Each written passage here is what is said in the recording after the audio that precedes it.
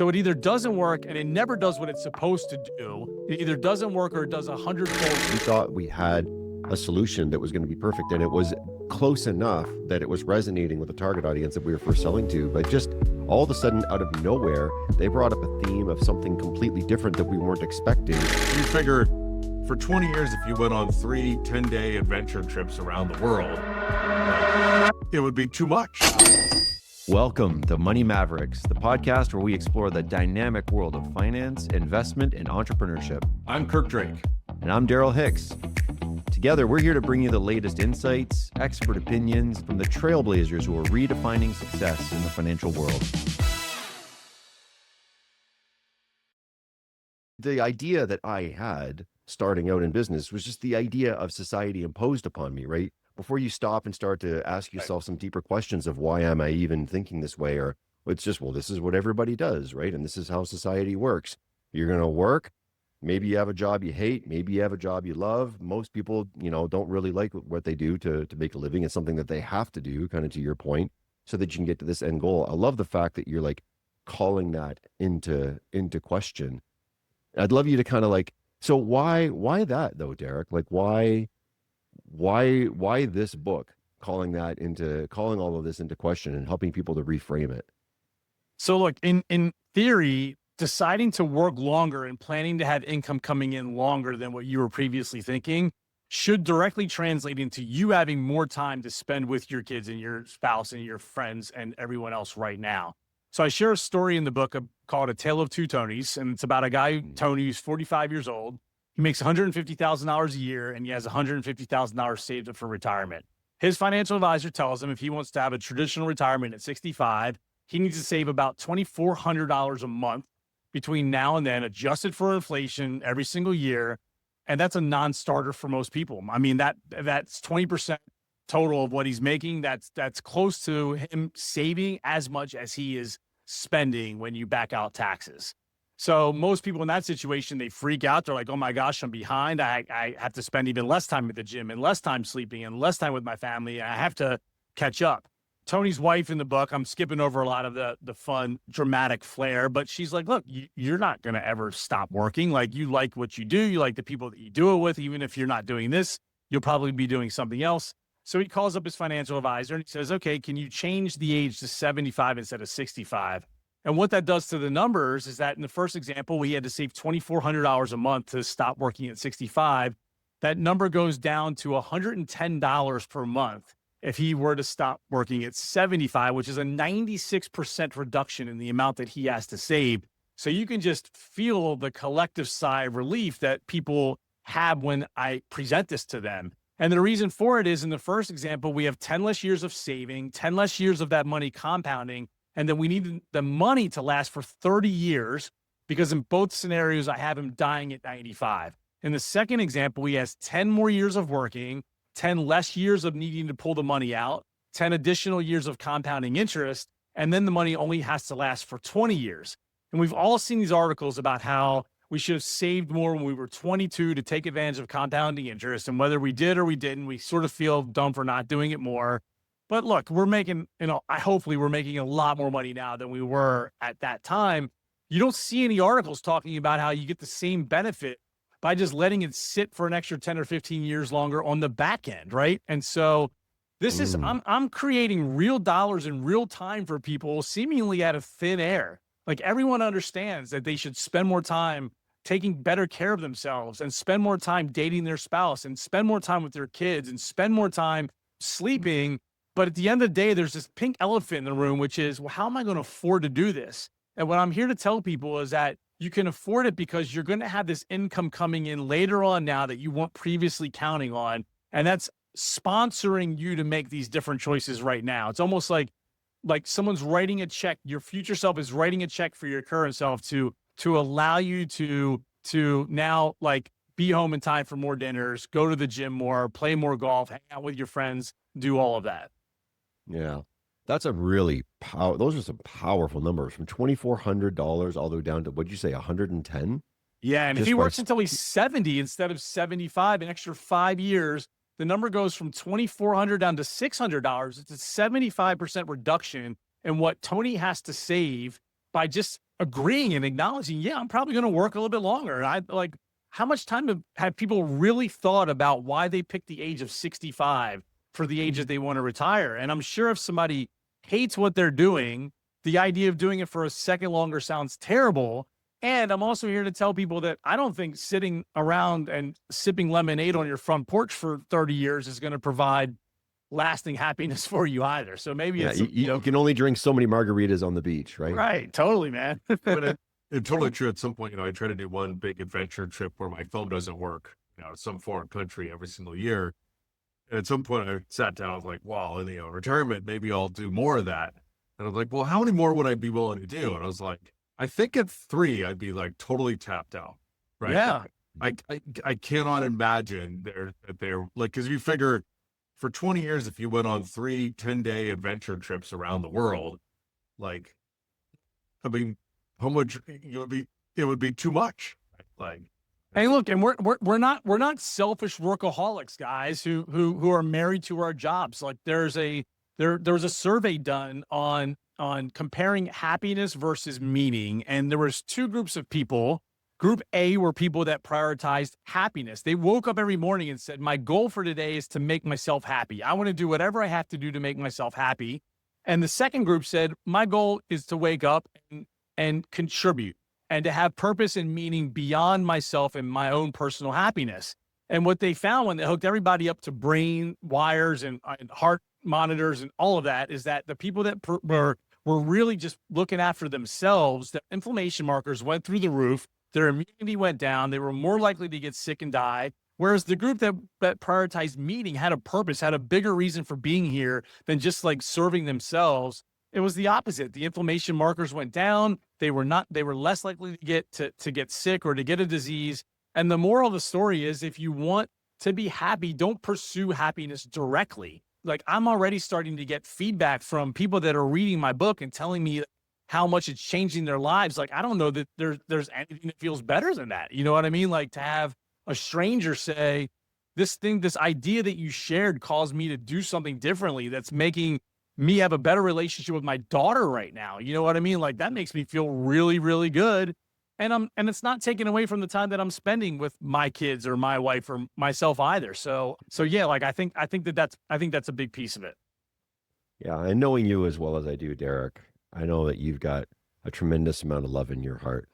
And that was a real Thanks. motivation for you in writing the book as well, because the lessons are really powerful, and just getting them out into people's hands. And then, yeah, I can't even imagine to get to see that kind of impact and have that feedback coming in from total strangers. It's awesome, which kind of makes me think, obviously you're drinking your own Kool-Aid here, and Derek's not retiring anytime soon. What game do you want to play now? Going back to your analogy of, the games that you want to play, what do you want to play now? So, gosh, we could take this in a couple of different directions. I think the game that I'm playing right now is I've got a 15 and a 12-year-old, 2 boys, almost 15 and 13, and they're going to be gone in 3 to 5 years. And I'm in max out the time that I get to spend with them right now is the game that I'm playing. I think a big part of the reason why I moved forward with this book, though, is that my kids were the recipients of a pretty amazing life based off of a lot of the work that I did in my 20s that we talked about before. They hadn't really seen me doing something like launching something, right? Like, they were too young when Cadre started to see how that sort of took off. And I wanted them to get a feel for what that was like. And I'm glad I'm able to do that for them. I think that the game I'm playing right now is really just optimizing myself, my connection with God, so that I can really just sort of show up and advance whatever I'm feeling called to do. So I promise I'm not going to get religious with you guys, but there's a story that I love in the Bible called the parable of the sower. And it's a story where the seed in this story is synonymous with connection to God. Feel free to call this connection with the highest version of yourself if you don't believe in God. There's 4 different scenarios. A seed falls down, lands on the pavement, and gets swooped up by a bird. Nothing happens. Second seed falls down, lands in a crack, starts to sprout, can't take root on anything, withers and dies. Third seed falls down, lands in soil in a thorn bush. So it takes root, but then gets choked out by all of the weeds. Fourth and final seed lands in fertile soil and it produces 100-fold what was intended. The reason I like this story is it doesn't work the majority of the time. If we're talking fertile soil, like my body, my mind, my spirit, if it's not in optimal conditions, it's not going to have the spark. It's not going to feel like it's being called into something. So it either doesn't work and it never does what it's supposed to do. It either doesn't work or it does 100-fold what was intended. And where I am right now is I'm of the belief that the best person that any of us can get advice from is the highest and most optimized version of us, right? So it's the best version of me. Instead of me having goals, instead of me thinking about what's my purpose, what's the next thing that I want to work on, I'm thinking about optimizing my sleep, my protein intake, my diet, my relationships, my central nervous system, and waking up every day feeling really clean and really pure. And then I expect those things to reveal themselves to me, and I'll be ready to see them when they pop up. That's such a powerful, powerful lesson, Derek. And I think, putting aside what we were talking about earlier, which we both agree, I think we all agree that, in your 20s, this is the time where you go out and you just hustle hard. You've got the strength, the energy, and you need to get out there and build those relationships and contacts and network and really accelerate through creating a foundation for yourself. On Money Mavericks, we don't just talk about making money. We explore the innovative strategies and bold decisions that drive real change. Whether you're an experienced investor, a budding entrepreneur, or just someone looking to make smarter financial choices, we've got something for you. Every week, we're going to sit down with industry leaders, visionaries, and mavericks who share their journeys, challenges, and breakthroughs, from contrarian views on market trends to the secrets behind building a successful startup. You get an inside look at what it takes to thrive in today's economy. And we promise to keep it real, engaging, and most importantly, actionable. No jargon, no fluff. Just straightforward conversations that you can apply to your own financial journey. So get ready to challenge your thinking, expand your knowledge, and take control of your financial future. This is Money Mavericks, where we turn financial dreams into realities and mavericks into legends.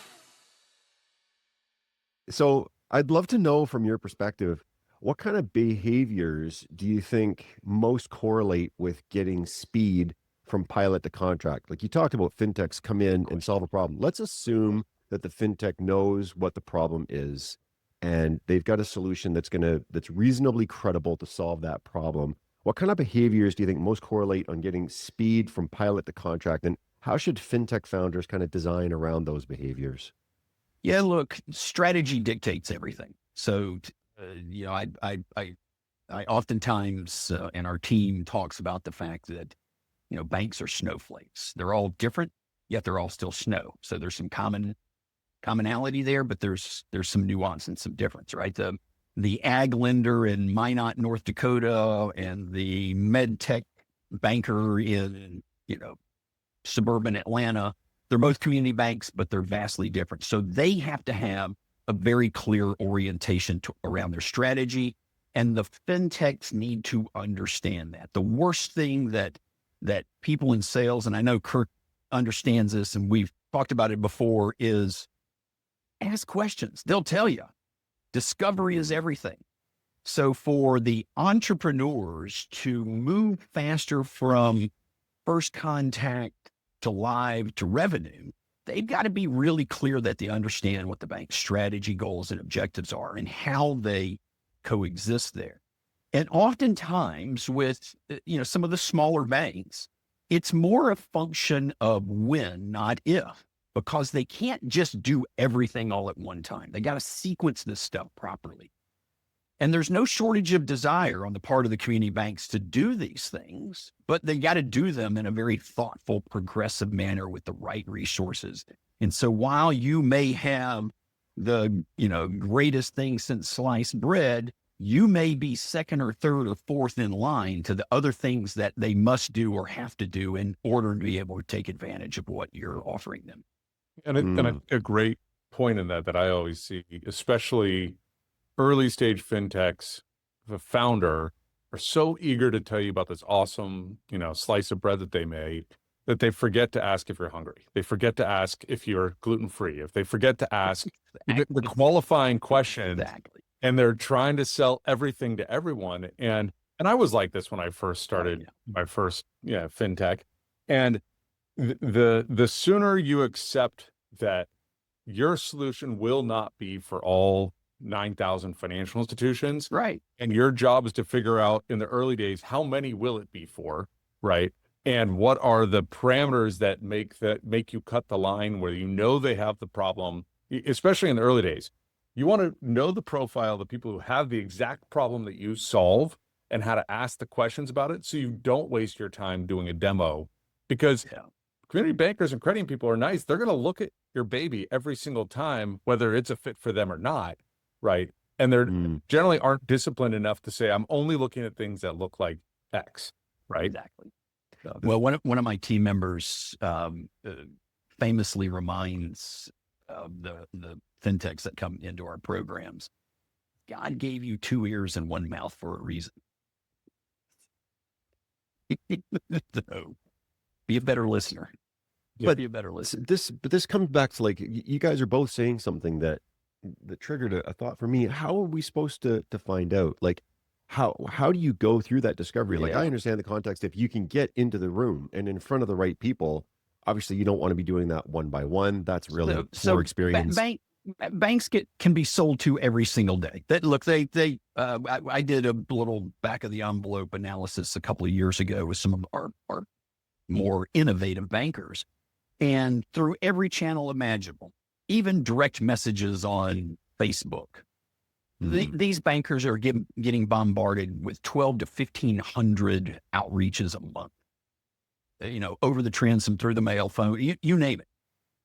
And to your question, Daryl, the real way is to find those places, sometimes like the ICBA innovation programs, those places where banks feel comfortable in a trusted and safe environment, asking and answering those questions, because they will. If you get a chance to talk to the bankers about their pain, about their challenges, they will share, they will tell you. And even more importantly, they will talk to each other. So that whole peer group thing is massively important to these financial institutions.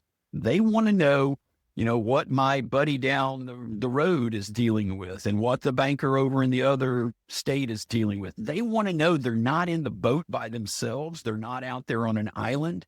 So they are willing. They just don't want to be sold to. Mm-hmm.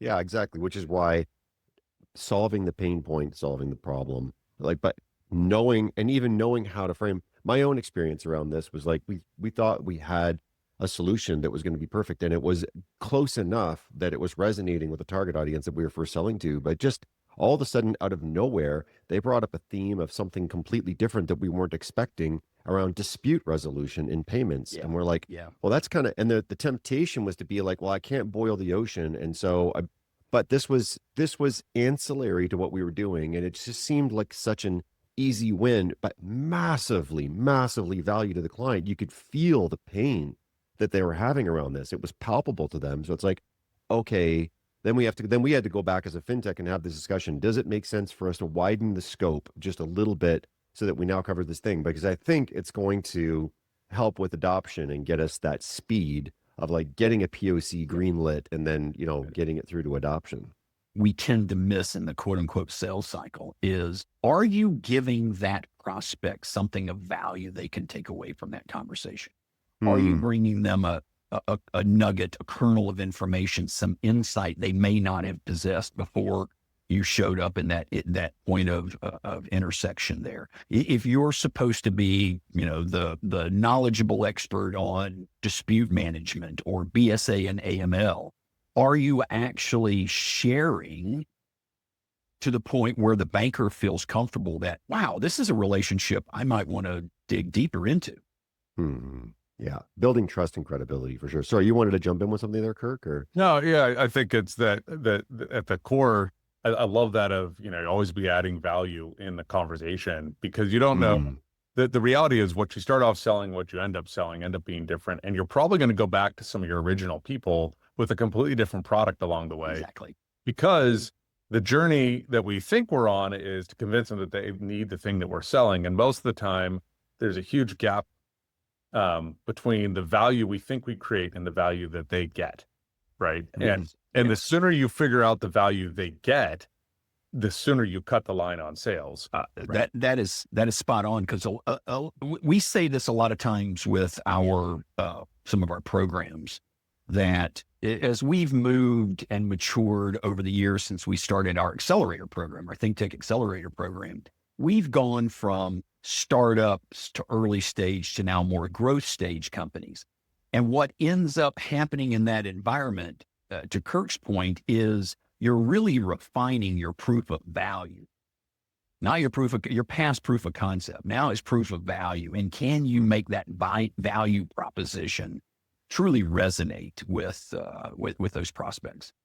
Yeah, I love this. It makes me think, though, I hear and I believe your perspective that banks are all snowflakes, right? And that they have different priorities. But I got to believe that there's still some commonality right there. Like you talked a there's little a bit about must peer do. group. I mean, Yeah. absolutely. Look, it's the most highly regulated industry out there. So there's stuff they must do, right? There is Right. third-party risk management, third-party vendor management. There's, regulatory compliance. There's quarterly call reports. I mean, all of those things they must do. It's the differentiation above and beyond that. What community do they serve? What are the products and services that they're great at? What does their marketplace want from them? How do they better serve those communities? And as I said, if you take that ag lender in North Dakota and that light industrial manufacturing lender in East Atlanta, 80% of the stuff they do is the same. 75, 80%, they have to do. It's must do, have to. But also what's interesting about that, if you look over the last few years, it's probably in those must do, have to areas that there's more opportunity than ever before to create better efficiencies. That's where a lot of the tech is focused, that back office stuff that historically we've applied brute force, manual labor, redundancy. We've gotten this long and nobody said AI, but can the evolution of artificial coming, trust me. intelligent tools provide more efficiency? Because, and I'm going to toss this one to Kirk, because you really only have 3 levers when you're selling to a bank, right? Thanks for tuning into this episode of Money Mavericks. We hope you found it insightful and inspiring. Don't forget to subscribe, like, and leave a review on your favorite podcast platform. And be sure to share this episode with someone who needs to hear it. Stay connected with us on social media and visit our website for exclusive resources, episode transcripts, and more. Until next time, keep pushing the boundaries, making smart moves, and turning your financial dreams into realities. You've been listening to Money Mavericks, where Mavericks become legends.